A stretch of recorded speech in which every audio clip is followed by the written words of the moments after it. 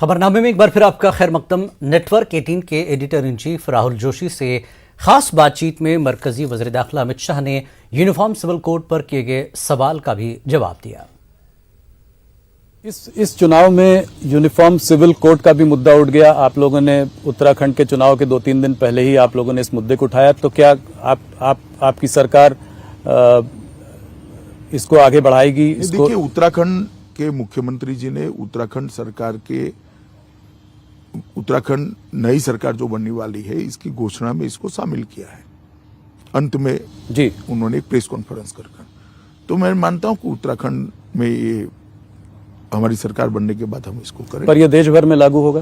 वो बहुत व्यापक चर्चा करनी पड़ती है, करेंगे सबसे चर्चा। पर ये शुरुआत है। हाँ, ये शुरुआत।